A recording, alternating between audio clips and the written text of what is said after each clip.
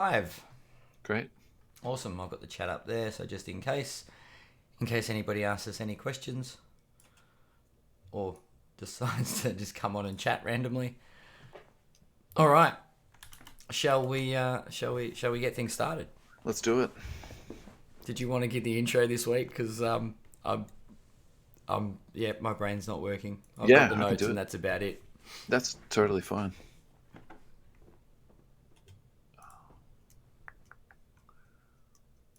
Sorry, I'm just trying to find out what episode we're up to this week.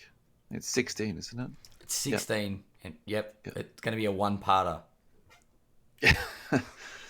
Welcome, everybody, to episode 16 of the You Can't Comp This NBA podcast. I'm here with Adam Amy this week. As always, welcome, Adam. How are you today, mate? Fantastic, mate. It's been a hectic week. That's for sure. But yeah, definitely good times all around. Great. We've got a little bit to talk about this week. We're going to talk about Ja Morant and the current status of the hobby. We're going to talk about the Indiana Pacers and Tyrese Haliburton. We're going to discuss a little bit about De'Aaron Fox and his NFT situation and a little bit else that's been going on around the league. So why don't we get stuck in straight to Ja Morant and the card porn article that came out. This was on the 4th of March. Yep.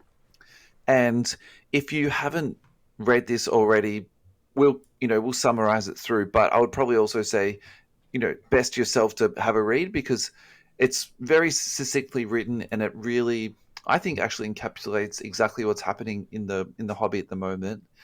And to quote, the state of the card market right now can be best summarized by the current card values of Ja Morant, seriously struggling at the bottom end and hot as the sun at the top end. So what they're talking about is National Treasures RPAs, they're selling for $60K.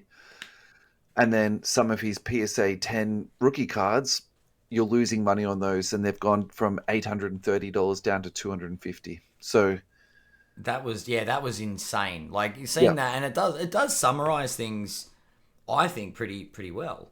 Yeah. Like you think about it in this at the moment with the way the league is, who's the one player that comes to mind straight away? If you're like who's the hottest property in basketball right now?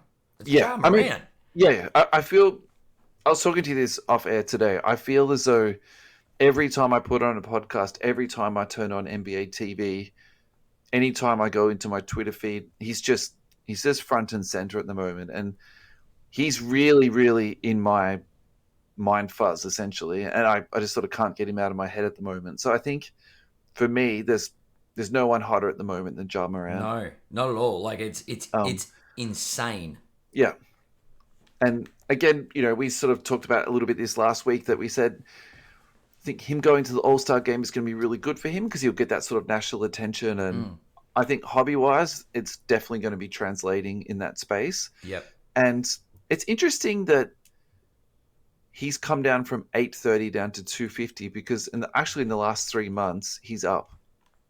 Oh, wow. So he's up 65% over the last 3 months. He's up 25% in the last 2 weeks. And in the last month, he's up 3%. So that's actually, to me, it makes me wonder if that was more about the sort of general, we had that huge sort of decline in the hobby in general. Like it wasn't just Ja Morant. Like that was, well across the board. Yeah. So yeah, look, the thing is, and I guess the high end and the low end are very different groups of people. That's probably the most succinct way to say it. Yeah. We've got different collectors. Yeah. And it's not black and white. There's not just two split groups. There are layers to it, and that's why Panini release a variety of products at a variety of price points. Yeah, which I think they do at a genius level, by the way. Yes. Now, they've also increased production in some areas and over the years, and we're starting to see that the base Prism isn't what it once was or what it was perceived to be. Yeah. Do you have any thoughts about that? Look, like why that would be? Like what the 782,000 Lucas and Zions that are. Yeah. But you know what I mean? Like everybody has access to these cards, and there's lots of them around. Yeah, So so there's a lack of scarcity. Yeah, like and Yeah. that's it's interesting when I've been looking at a few different sales threads on pages and things recently, and when I was trying to check comps on my own stuff to put it up for sale, like Yeah. how do you gauge what a card is worth, Yeah. or a graded card, very specifically, because if it's a grade that's hard to find, Yeah. is it a Luca that's a gem mint 10? Because they're very easy to find. It's the population report. So not many people delve into the population report. And I've seen a few people on sales saying, the reason I'm selling this card for so much is because the population of this grade of this card is low. And that actually makes it a lot more collectible. You know what I mean? Like if I've got a Kobe that's numbered to 5, Yeah. and I'm trying to move that, I'm not going to have it on par with the numbered to 200 version, like the numbered to 199. Yeah. Yeah. And I'll use population reports and I don't want to digress too much about it, but if I've got a BGS 9 Kobe that's numbered to 5, Sure. right? A lot of people see BGS 9. The other, so we'll say 3 of the 5 have also been graded. They got a 7.5, an 8.5, and an 8. Mm-hmm. So currently, there's one of those 5 that hasn't been graded, and I am possessing the one that has got the highest grade. Yeah. What does it make that card worth?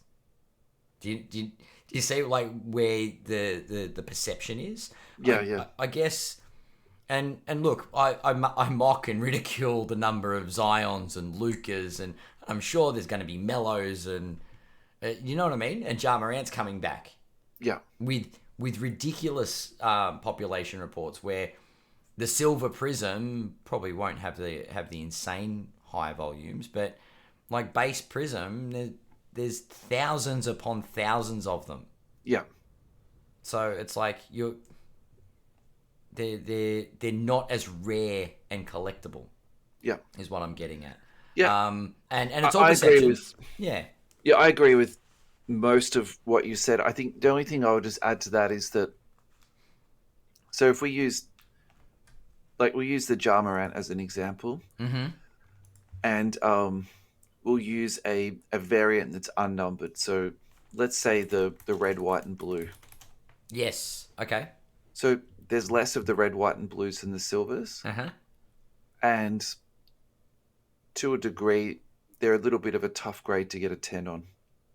So sometimes I think people will also use, say, PSA 10, and they'll count the pop report, say, oh, there's 10 of these. And they're almost using the grading process to create another way to number a card.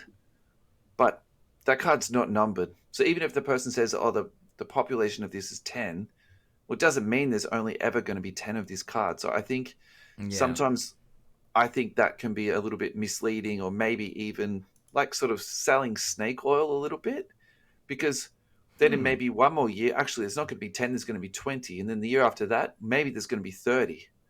So I think a little bit of buyer beware when people sort of try and sell you on that sort of, point of like, oh, well, there's only 3 of these cards. Well, hang on a second. Actually, there's 20,000 of these. And at the present time, there's only 3 of these that have been graded to PSA 10. So I think that to me is an important, thing to clarify. Yeah. When you're talking about numbering before of like low numbered cards, I have to be honest with you, the grade of that card to me is almost irrelevant. and the grading company.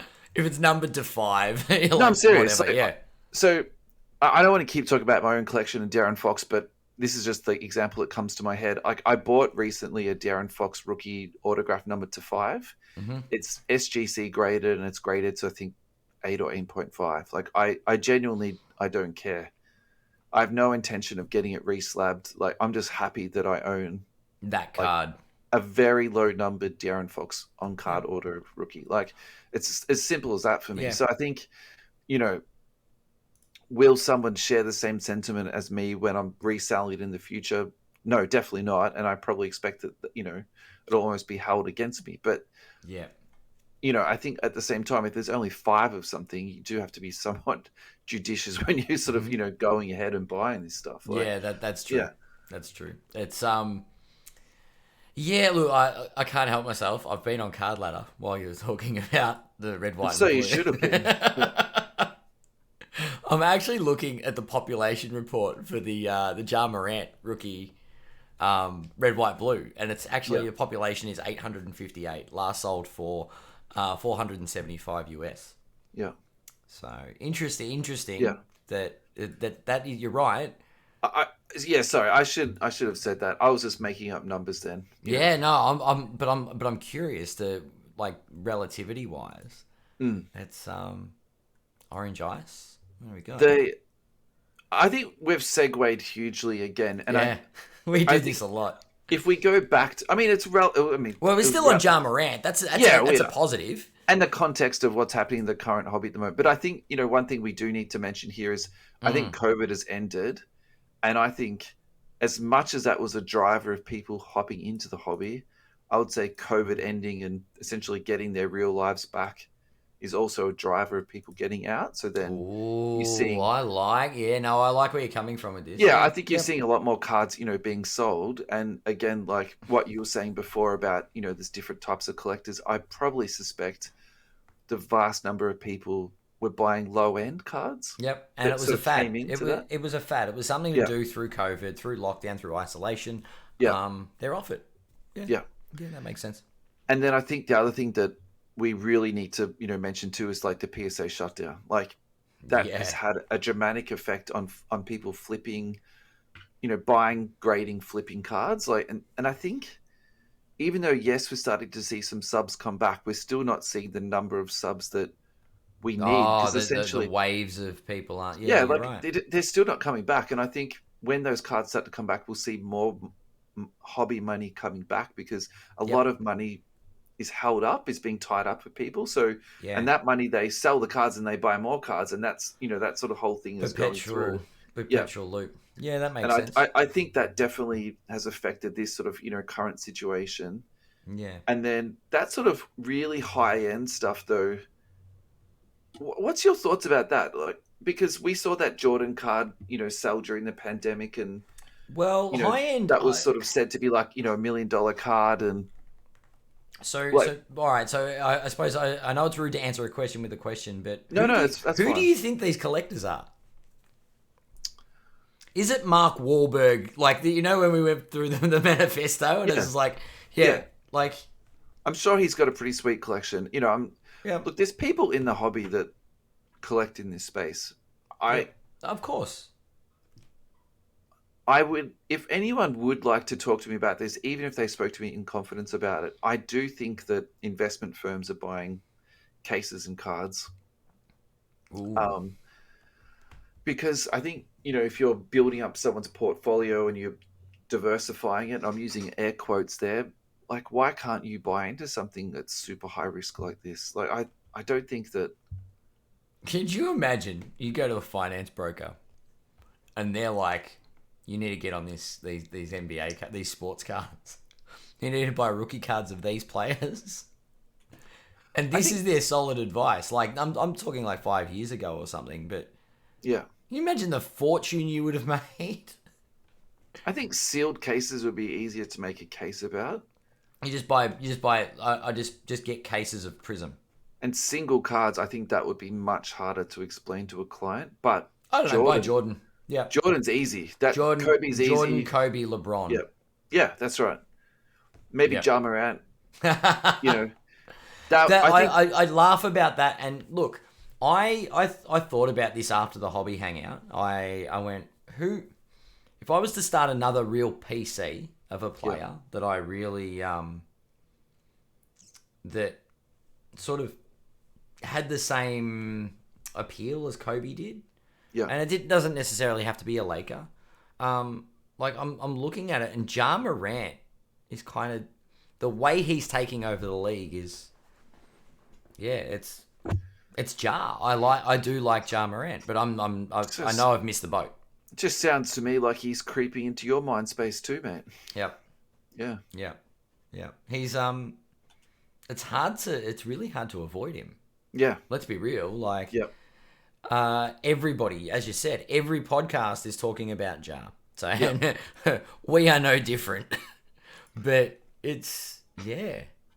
Iverson was on Instagram recently with his MVP trophy and then the Morant singlet on top of that. So that Yep. was Iverson's way of giving him a shout out. And the other tasty bite I found on the net this week was that the top 5 highest scoring averages Mm-hmm. in your age 22 season. First is Shaq at 29.3, Carmelo at 28.9, Mm-hmm. Kobe at 28.5, Durant at 27.7, and Ja at 27.6. So possibly he could, slide into fourth. Yeah. And I think when I was reading this list, the thing that was really going through my head was, hobby relevance. And maybe the most irrelevant person in that list is Carmelo Anthony. Yeah. Yeah, this Which is is a true. pretty sweet list when you think about it. Oh, it's crazy. Yeah. So I think I'm probably using this to, reinforce a thought that I've already got in my head. But at the same time, I think if you're still considering, buying into him and you're still, looking, and I think that's something you can definitely use to sort of, reassure yourself. Yeah. Yeah. It's yeah, Ja Morant's now well and truly on my radar, we'll say. Yeah. And he should be on everyone's radar. The guy's very impressive. This is literally it's a breakout. It's when they talk about breakout years, like it's the when Giannis had a breakout, and then he went. There were like 3 seasons where he just got better and better and better, and it was like, how much better can this guy get? Yeah. Yeah, I feel like this is what's happening with Ja Morant, because Yeah. we've seen what he's capable of, and this year he just seems to get like taking it further and further. Yeah. So yes, if every podcast out there is talking about it, there's a reason for it. Get on Ja Morant before you miss out. So if you had to choose between a BGS 9.5 and a PSA 10, so the last sold BGS 9.5 was 230. PSA 10 last sold for 300. What would you lean towards in that space? Are we talking base? Are we? Yep, sorry, base. On the base. And probably keeping in mind too, realistically crossing over a card from BGS 9.5 to PSA 10 is essentially ruled out at the moment just due to like the time it takes to grade and the cost that it takes to grade. So yeah. It's interesting there are no BGS 10s. what does that make you think? That I'd be very keen to get my hands on a BGS 10. Yeah. Given that the population, well, you even look at it, it's interesting that the population of a BGS 9.5 is 5,000, right?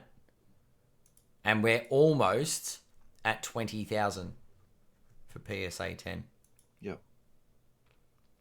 Food for thought.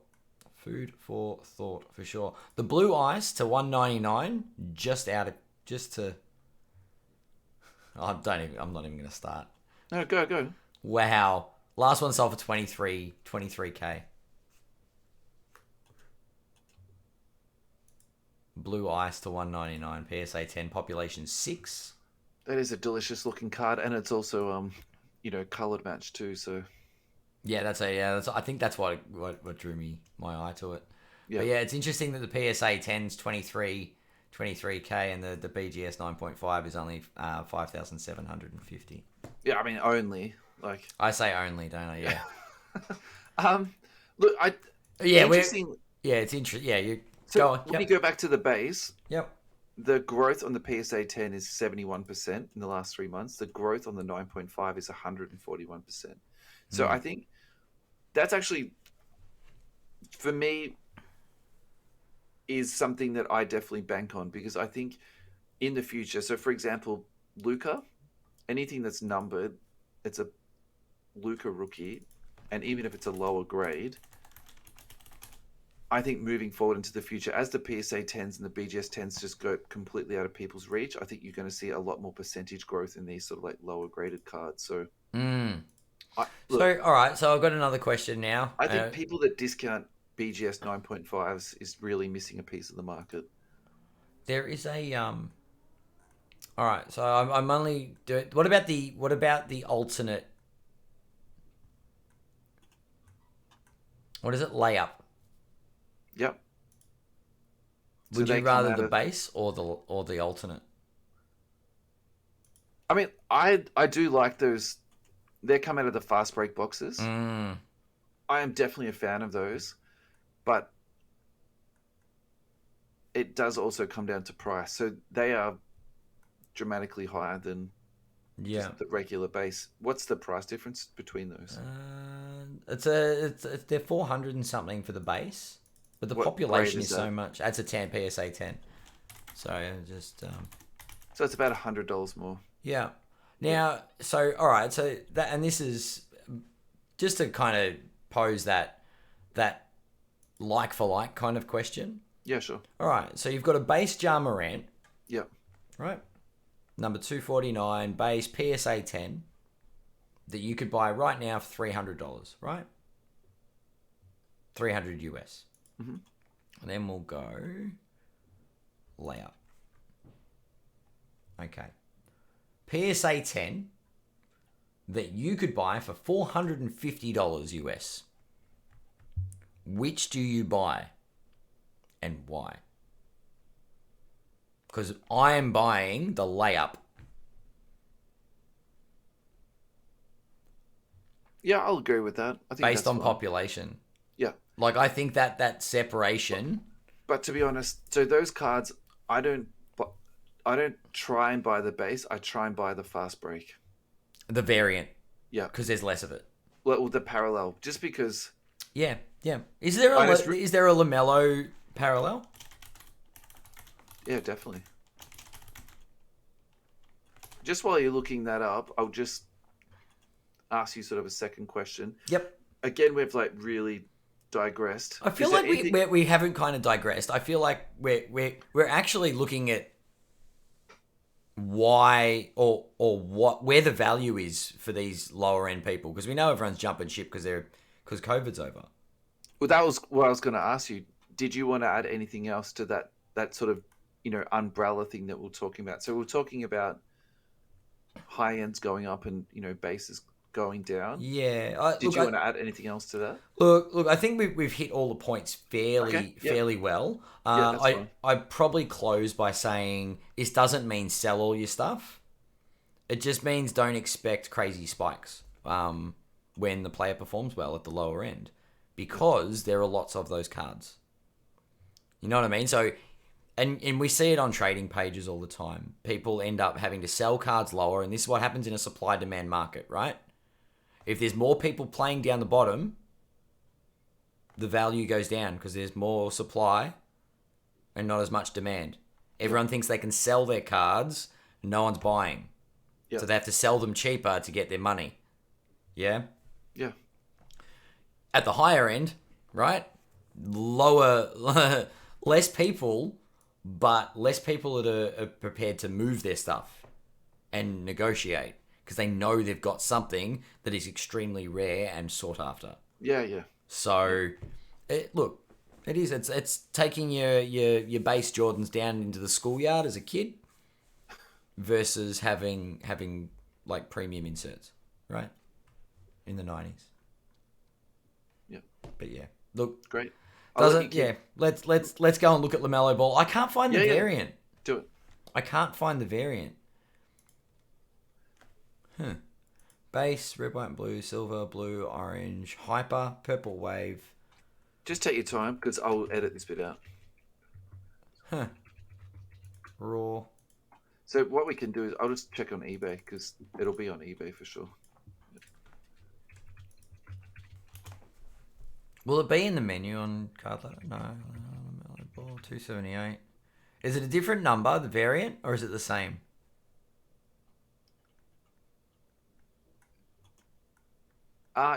Yeah, it'll be a different card number. Actually, I just found one here. Here you go. I'll just send it to you because you can actually see the two cards like side by side. That'll help you look for it. Oh, cool. Yeah. I just put it into the Zencaster chat.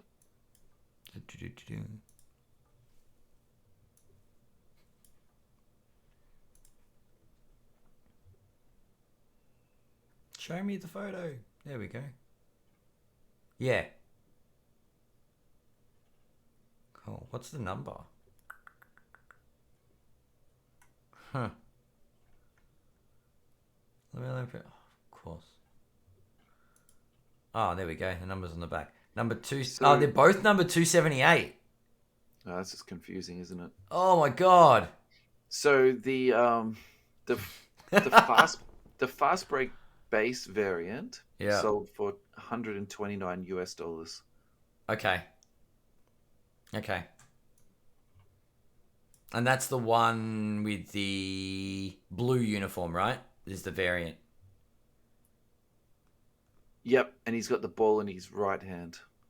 No, blue uniform. That's the easier way to identify. Blue uniform because his hands flip back rather than in front of him. Let's call it the blue uniform. Yeah. Okay. They're very similar poses too. Yeah. Yep. Cool. Blue uniform. All right. Do you want to lead that back in? I'll just put a note on that too. Oh, I don't even know where we cut it off. Just talk about LaMelo Ball, the fast break variant. Okay, so, but yeah, some of the variants don't even have like a notable difference when you go to Card Ladder. You can't find they've got the same number. So LaMelo is what 278. Yeah, they're not very well differentiated at all. And actually, funny you say that because this year's Mosaic, the fast break variant in that actually has a V on the back to differentiate it. Oh, really? Yeah. So for me, that makes it much easier when I'm going through and breaking because if you're not exactly familiar with the pictures, you wouldn't know sometimes it's a variant until someone will tell you. Or now, if you look on the back of the Mosaics, you'll see the little V on the back. So, yeah. Wow. It's I don't know. Card Ladder's confused. I'm confused. I can't find the variant on Card Ladder, but that's... Look at this. There might not be enough of them sold to be on there because I'm just going through all the eBay sales at the moment. I found one out of maybe 100 recent sales. So it last sold for 130 USD. That's just for the base variant. Nice. Yeah. Nice. Which is essentially $100 more than the regular one. Yeah.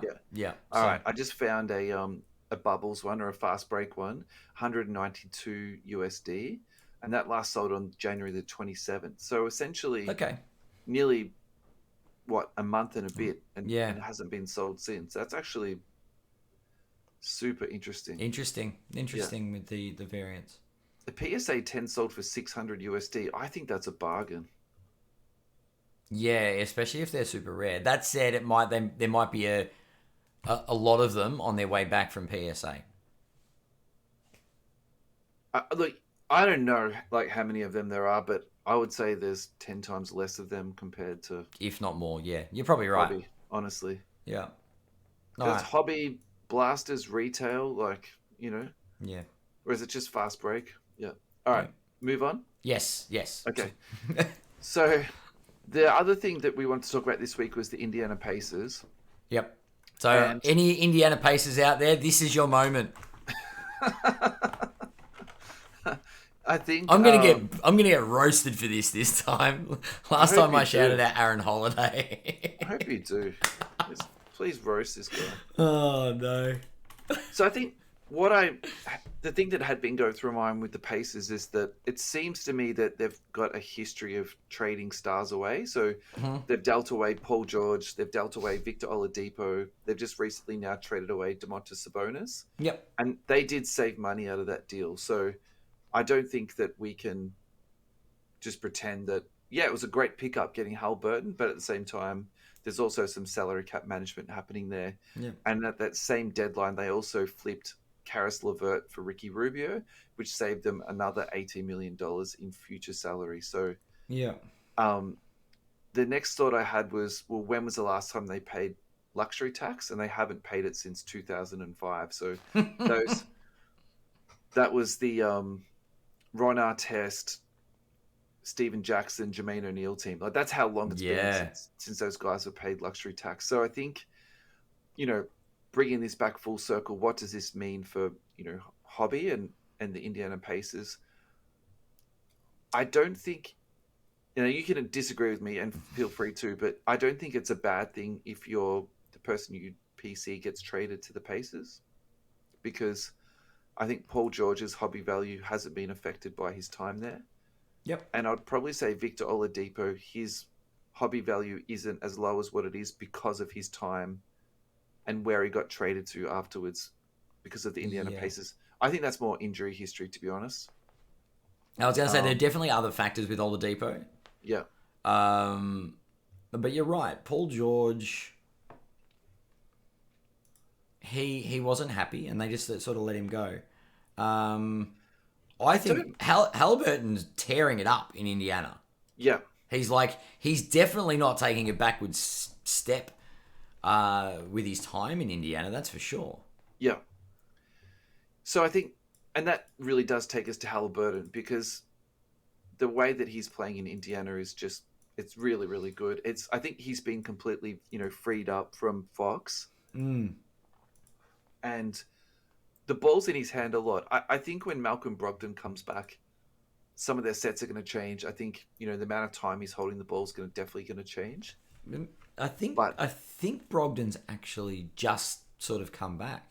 Did he? Okay. Yeah. I watched a game the other day and he didn't play. But yeah, you're right. But that's the thing. Like his role's going to change significantly when... Maybe not significantly, but say 20, 25%, something like that. His usage might go down. But still... I think if you're looking to collect somebody, and even if you have no Haliburton in your collection and you're thinking about it, I would say watch a few games.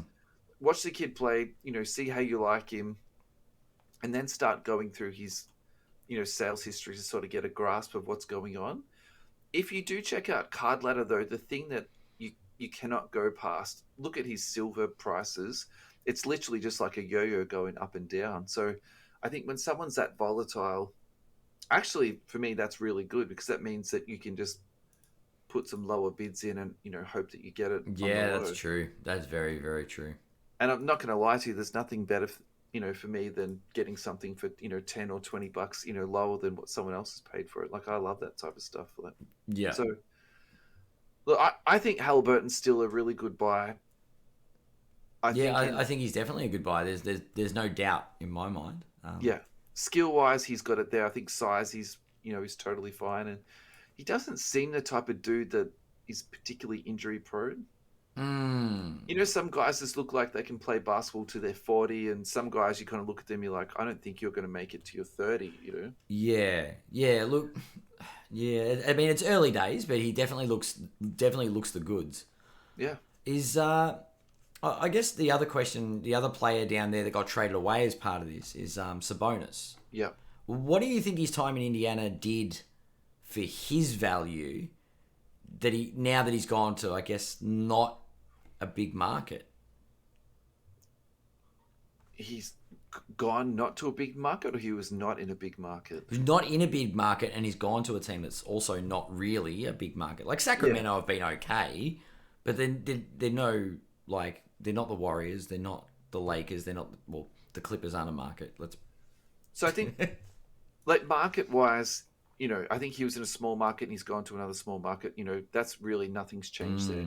I think what has changed for that man is, though, he's gone from the Eastern Conference to the Western Conference. Yeah. And the Western Conference forward center position is pretty stacked. So I would say the probability of him being an all-star again is incredibly low. So if that was propping up his card value, and it probably was, to be honest. Yep. I don't think you're going to see another, say, 20% rise at the next time he gets, named to be an all-star. So, look, I think if you're collecting Sabonis, if you wait 12 months, you're probably going to see a bit of a slide down, because they're not going to make the playoffs this year. Yeah, that's true. I'd say next year they're probably not going to make the playoffs again. From my point of view, does he get traded? Is he a piece now? I actually think the Kings traded for him because they wanted him. And okay. I really think that he and Fox fit together and play together well. So Yeah. the Kings season this year has been an absolute, disaster. That they fired their coach, they've traded away a pretty decent piece, and then Yeah. I think realistically they were hoping to make the playoffs this year, or at least the play-in game. So Yeah, it's like, pretty tough. today's the best example. Like they were beating the Mavericks by 20 points, and then lose to them by 4 points without Luca. Like it's just such a Kingsy, thing to do. And I think this season's just been an absolute disaster. So Yeah, it's unfortunate. I don't think Sabonis is going to get any uptick in his value at all. I actually think he's going to go down now he's been traded to the Kings. So Yeah. I think to answer your question, it's worse for his card value being traded from Pacers to the Kings. Fair point. Yeah. Fair point. Yeah. Oh boy, the Pacers. So, Who are you targeting on the Pacers though? Who do you think there's like some value to be had, or some someone that you want to prospect? Haliburton's pretty much it at this point. Yeah. I'm still curious because you've got someone like Reggie Miller. There we go. There's a perfect example of a pacer that was never unhappy and stayed. Do you think the Pacers organization, rather than being a pack of tight asses, to put it lightly, actually, like, if they've got a philosophy as an organization that if someone's not happy to be here, then good riddance. Is that do you think that that's part of their thinking? Because Sabonis, it was Turner or Sabonis earlier this year, right? Yeah. Yeah. Or earlier in the season, sorry, late last year. I mean, I think they don't want to lose a star player for nothing, and I think That's if you use the Paul George example, I don't think they wanted to. I think he told them he was going to leave, he wasn't coming back. Yeah. I think in that instance, they were essentially just trying to get something back for him. Yep. Yeah, for sure. And at the end of the day, I think they prospected and they scouted well, and picking up Sabonis for him was excellent. Yeah. And then you could probably say the same thing about their drafting. Like they didn't they also draft Kawhi Leonard? I'm sure they drafted him and traded him to the Spurs for the point guard George Hill, and then they also drafted Paul George. So on draft night. Are you talking about Kawhi Leonard? Kawhi, yeah. Because he was drafted to the Spurs, wasn't he? I don't think so. I'm. Oh, now. Oh, I didn't even know this about Kawhi. You fact check this while I'm just like dribbling about the Pacers. So I think honestly, I think these guys are like low key. Somehow they've escaped the media attention of them being basically a team that is just putting money into the owner's pocket instead of spending it on the team. Because honestly, like my current, it's like a money laundering basketball club. My current comparison for this team is like the 80s and 90s Clippers, where they were just drafting all these, quite good players. Loy Voigt, and as soon as his rookie contract ended, they just let them go and they, moved on to the next run. And, wow. I think that you're not wowing my Clippers comparison. I'm fact checking you, yeah. Yeah, so talk to me about the fact check. Hit me with it. All right. So Kawhi Leonard was drafted by the Indiana Pacers. Yeah. Who was he traded for? Trying to find out the details of this All trade. Right. Okay, while you keep going with that, I'll keep going with about the Pacers. Yep. So I think really low key they've been and also too, they didn't get the media attention because Philadelphia was doing it front and center. Not only did they like have a whole thing about their tanking process, they even gave it a name, like the process. Whereas Indiana have just been doing their thing in the background, and they haven't been spending money on their team. They haven't been in the luxury tax for 17 years. Yeah. And really they've let go like huge amounts of talent. I don't know. I'm a little bit salty on Indiana at the moment. I don't like that sort of anti-competitive stuff. Like, or at least come out and say it. We don't want to spend money. We just want to get middling players and do whatever. To answer your question before about prospects, I think Isaiah Jackson is someone that is definitely worth a look. Yeah. I need to do more research on this guy. I want to see if he's got rookie cards, because he's the type of player that is sort of so low in the hobby scope that he might not even have a card. So I think he's the type of guy that, you can pick up some college cards of him on the cheap. You can get some autos of him on the cheap. And then when there's no rookie cards of him and he sort of has a bit of a breakout, he's had a couple of good games already. Yeah. And then the other one that I really like is Jalen Smith. And I'm still all aboard the Jalen Smith train. All on board? Yeah, I am, because, again, he's in Indiana. It's a small team, yada, yada. They'll most likely trade him away and he'll have, a bit more of a breakout. He's still 21 years old.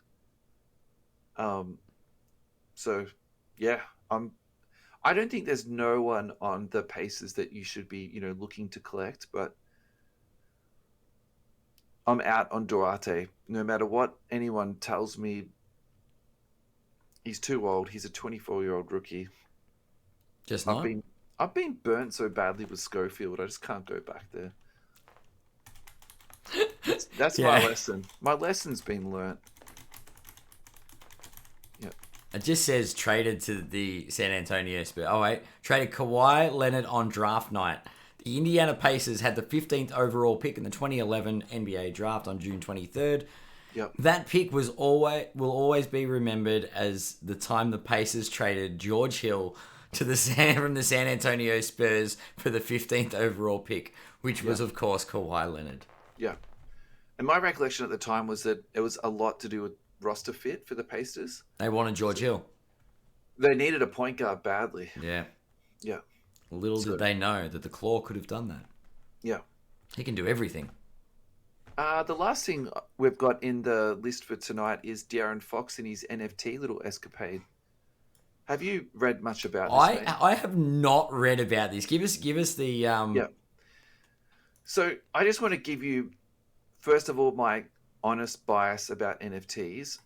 I'm not all on board with NFTs and I don't really understand it, and I'm skeptical of it. So for somebody who's a skeptic and not all on board, when I read this story, I'm just kind of like patting myself on the back, just being like, this is exactly why I didn't buy in, So essentially, De'Aaron Fox started his own NFT. Yeah. He went in with a private company. He didn't disclose who that was. However, I'm sure if you were, smart enough to work it out, it would be out there. Yep. He took in $1.3 million US dollars, which is equivalent to 522 ETH, which is the cryptocurrency that they were trading in.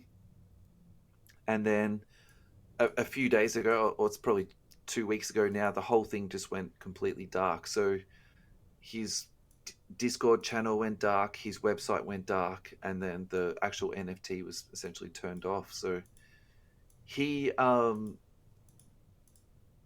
then publicly put out a tweet to say that I want to address an NFT project we launched recently. The project launch was ill-timed. I delegated certain aspects to the launch of the NFT in an attempt to partner with professionals.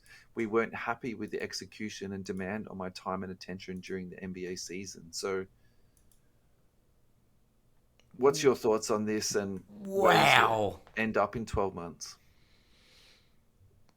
I don't know enough about NFTs. I'm reading through this now. I just think it's hilarious. Yeah, it's comical, isn't it?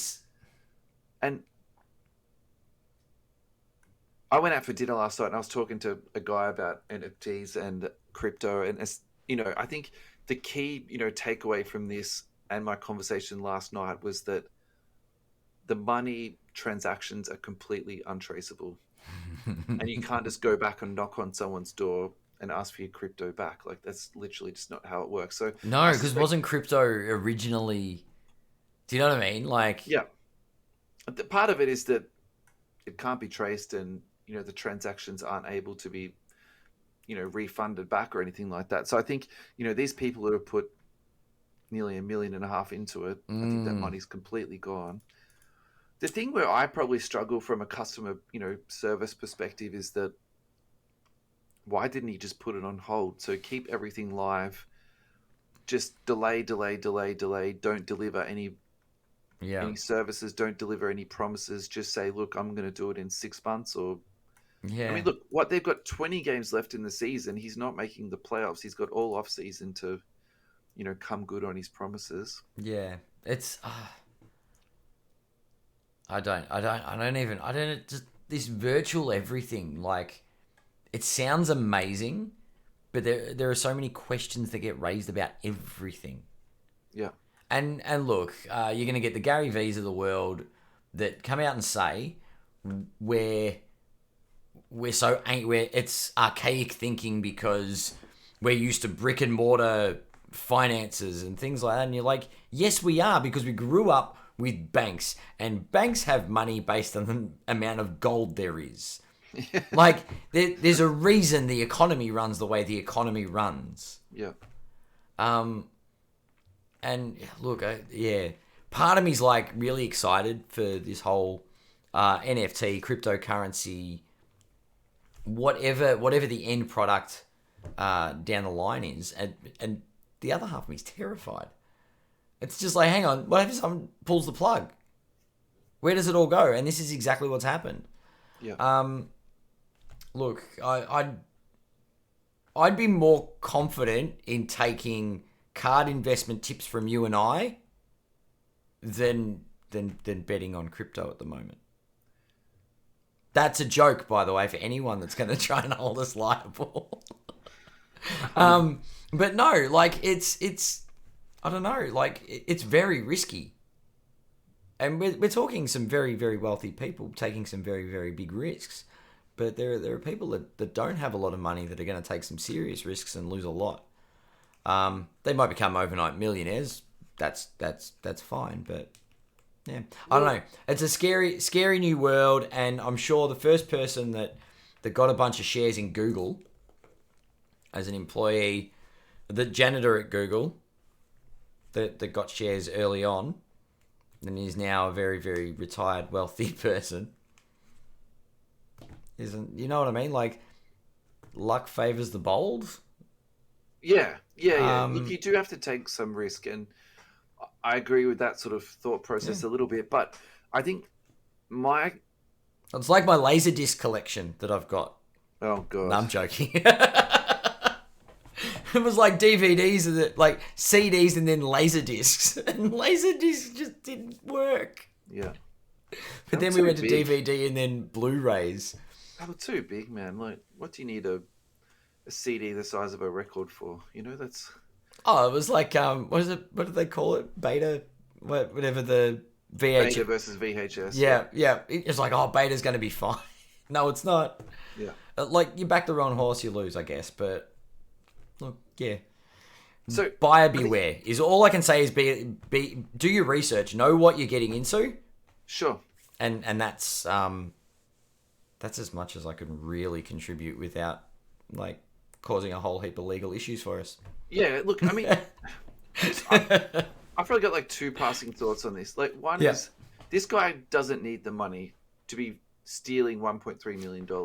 He just got paid $28 million. So that part of it, to me, that's also super weird. It makes me think there's something sort of bigger going on in this space. Yeah. And then the second thing is like, okay, so if this has happened to this NFT launch, how many others have gone down in this sort of same, fashion? So maybe you call this a ultra high risk investment. Like in shares, how they say it's a high risk investment. Maybe this NFT launch stuff is like literally the highest risk thing that you can invest into at the moment. So, and maybe that's, the parting lesson of it.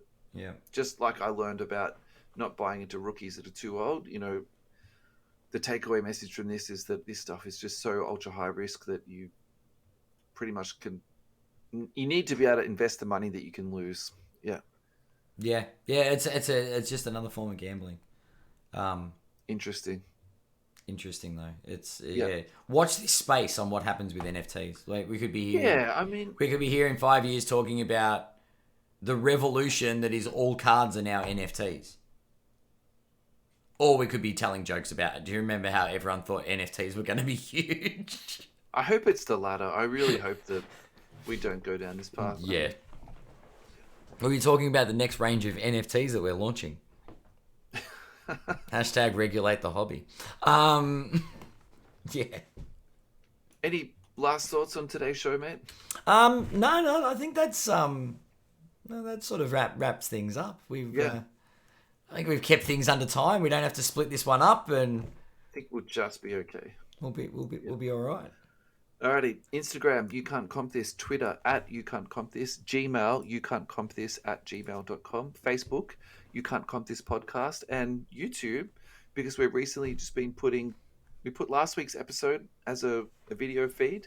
That's right. So thank you, Adam, for doing all your hard work on that, mate. I'm super grateful. Search for You Can't Comp This or check the link in the description. Yep, it's really simple, and anybody that does want to watch things, listen. Well, you can do both with Twitch. We also stream this on my Twitch channel. What's your channel, mate? Which is ads7281. Okay. And yeah, it's is that at Twitch or Twit? No, I don't know. You should know this. There'll be a link to my channel. Yeah. So it's ads7281, because the more numbers, the merrier. Can I tell you something even more unbelievable? What's that? I'm also on Twitch. You're also on Twitch? Well, because remember the first show that I did with you? Yeah. Al made me go on Twitch. Oh, did he really? Or was that Discord, or is that different? Discord. Discord's different. We don't have a Discord yet. We don't have a second. I was thinking, oh, look at me, I'm so technologically. No, savvy. we definitely don't have a Discord. And I didn't even know what we're talking about. How embarrassing! I'm going to edit this out. That's all right. What have we got? I've got a Discord. I don't use it anymore. But yeah, no. So it's twitch.tv/ADZ. How do we pronounce this in Australia? Is it Z or Z? I watch. Depends where you're born, mate. I say Z, but anyway. Were you in Adelaide or Melbourne? Z. Can we just put this into the description? I feel like this is too hard. And no one's going to sit there with a pen, let's be honest. Yeah, just write ads7281. You'll be fine. You'll find me. Yep. Or you won't, one or the other. And you'll find us on one of the other platforms. While we're there, if anyone... while we're wrapping things up, if anyone is enjoying the show and wants to sort of leave us a review, I don't know how you do this, but every podcast I listen to wants reviews. So let's see if any of our lovely listeners... It can be done on Google and it can be done on Spotify. You can do it on Spotify? Yeah. Or Apple. I know Apple do it because everyone asks for 5 stars on Apple. Yeah. So we're going to ask for 5 stars on Spotify. It's not out of 10, is it? Because it'd be really silly if we're asking for 5-star reviews when it's a rating of 10. It'd be terrible. I'm pretty sure it's out of 5. All right, good.